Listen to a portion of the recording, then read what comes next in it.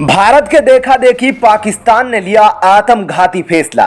खस्ताहाल हालात के बीच भारत के आगे भीगी बिल्ली बना पाक। रूस यूक्रेन युद्ध के बीच जयशंकर ने यूरोप अमेरिका की उड़ाई धज्जियां। भारतीय विदेश मंत्री ने दिखा दिया यूरोप अमेरिका को असली औकात। नमस्कार, एक बार फिर से दोस्तों आपका प्लेनेट 4 पर स्वागत है।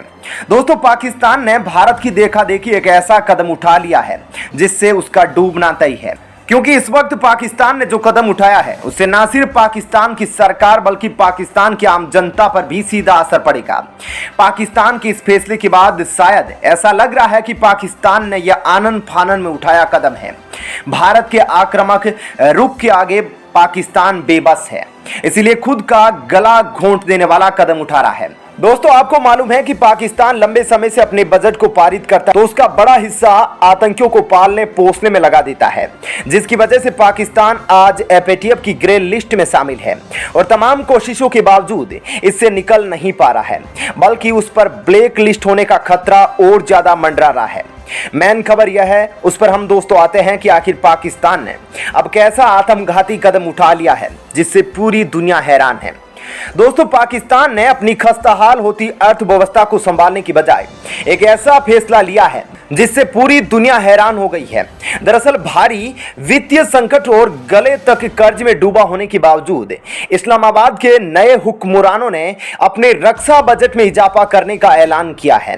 दोस्तों, जो शहबाज शरीफ सरकार है, इसके फैसले से पाकिस्तान की फौज और अन्य सशस्त्र बलों को अगले वित्त वर्ष के लिए बजट में 1400 अरब रुपए यानी कि 7.6 अरब डॉलर से अधिक का फंड मिलने की उम्मीद है। हालिया बढ़ोतरी चालू साल के डिफेंस बजट से करीब 83 अरब रुपए अधिक होगी। दोस्तों, जो मीडिया से खबरें आ रही है उसके मुताबिक आमतौर पर बजट की घोषणा के समय सभी की निगाह रक्षा क्षेत्र के लिए आवंटन पर रहती है। दोस्तों, जो पाकिस्तान का द डॉन समाचार पत्र है उसकी रिपोर्ट के अनुसार सैन्य बलों के लिए 1453 अरब रुपए का आवंटन पिछले साल के 1370 अरब रुपए के आवंटन से करीब 83 अरब रुपए अधिक होगा। यह लगभग 6% की बढ़ोतरी है। रिपोर्ट में दोस्तों कहा गया है कि रक्षा बजट में यह वृद्धि मुख्य रूप से कर्मचारियों से संबंधित खर्चों, वेतन और भत्तों पर व्यय की जाएगी। वहीं सूत्रों ने बताया कि पाकिस्तान में प्रत्येक जवान पर दोस्तों सालाना खर्च 26.5 लाख रुपए है, जो भारत के खर्च का 1/3 भी नहीं बैठता है। पाकिस्तानी एक्सपर्ट्स के मुताबिक इस फैसले से 11.3% की मुद्रास्फीति को लेने के बाद यह बढ़ोतरी 136 अरब रुपए होनी चाहिए। मुद्रास्फीति को जोड़ने के बाद पाकिस्तान के सैन्य बलों को उनकी जरूरत के 53 अरब रुपए कम का ही आवंटन होगा। इन आंकड़ों के लिहाज से अगले वित्तीय वर्ष में पाकिस्तान का रक्षा बजट कुल व्यय का करीब 16% हो जाएगा।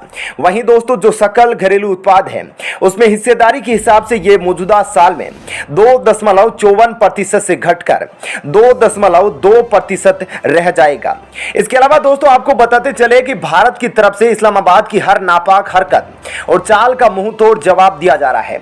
दूसरी ओर उसके जवानों को अफगानिस्तान की तालिबानी फौजियों से भी कड़ी चुनौती मिल रही है। ऐसे में गले तक कर्ज में डूबा होने के बावजूद पाकिस्तान अपने रक्षा बजट को बढ़ाकर खुद की सलामती का ख्वाब देख रहा है और भारत के देखा देखी अपना रक्षा बजट बढ़ा रहा है। आपका क्या कहना है इस खबर पर जरूर बताइएगा। तो चलिए अब अगली खबर की ओर रुख करते हैं। दोस्तों, यूरोप के स्लोवाकिया दौरे पर पहुंचे भारत के विदेश मंत्री एस जयशंकर ने एक ऐसा ऐलान किया, एक ऐसा बयान दे दिया जिससे यूरोप और अमेरिका की रूह कांप गई। आपको बता दें कि ऐसे जयशंकर ने कह दिया कि आपकी समस्या आपकी है, पूरे दुनिया की नहीं। उन्होंने कहा कि यूक्रेन मुद्दे पर अगर भारत और चीन न्यूट्रल है तो इसका यह मतलब नहीं निकालिएगा कि हम एक हैं। उन्होंने यूरोपीय देशों को नसीहत देते हुए कहा कि आप यूरोप यह ना सोचे कि अगर कल हमें चीन के साथ तनातनी हुई तो किसी का सपोर्ट नहीं मिलेगा।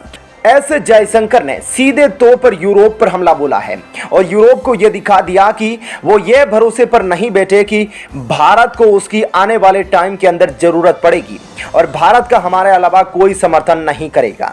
दोस्तों, जयशंकर ने एक संबोधन को संबोधित करते हुए कहा कि हम सिर्फ एक संघर्ष के लिए इसलिए शामिल हो जाए क्योंकि हमें एक अन्य संघर्ष में मदद मिलेगी। दुनिया ऐसे नहीं चलती है।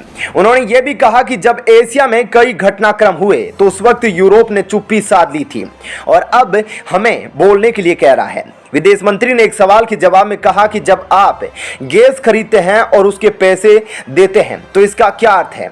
आप रूस को गैर जिम्मेदाराना हरकत के लिए दे रहे हैं। इसी तरह भारत भी तेल खरीदता है और बदले में पैसा देता है। आप इस बिजनेस डील को किसी और नजरिए से ना देखिए, क्योंकि आप खुद इस चीज को कर रहे हैं। दोस्तों, भारत ने जब गेहूं निर्यात पर बैन लगाया तो चीन ने भारत की इस फैसले का समर्थन किया था। दुनिया भर में इसे लेकर दुष्प्रचार किए जा रहे हैं। इस पर जयशंकर ने बताया कि भारत ने इस साल अब तक 23 देशों को गेहूं का निर्यात किया है। उन्होंने कहा कि मैं पूछता हूं अमेरिका और यूरोपीय देशों को, क्या ईरान को वो तेल बाजार में आने दे रहे हैं? वे क्यों नहीं वेनेजुएला को बाजार में अपना तेल बेचने दे रहे हैं? अमेरिका और यूरोप ने हमारे पास तेल के जो भी स्रोत हैं उसे निचोड़ लिया है और कह रहे हैं कि ठीक है दोस्तों, बाजार नहीं जाते हैं, आप हमारे पास आइए, हम सबसे अच्छी डील देंगे। मैं नहीं समझता हूं कि यह एक ठीक रवैया है। ऐसे जयशंकर ने दोस्तों इसके अलावा कहा कि रूस यूक्रेन युद्ध में हम पहले दिन से कह रहे हैं कि युद्ध विराम हो। उन्होंने कहा कि दोनों देशों को बातचीत के जरिए शांति के रास्ते पर आना चाहिए। युद्ध कोई विकल्प नहीं है। बता दें, रूस यूक्रेन जंग का यूएन में वोटिंग के दौरान भारत ने किसी पक्ष में वोट नहीं किया, जिसके बाद यूरोपीय देशों ने सवाल उठाया था।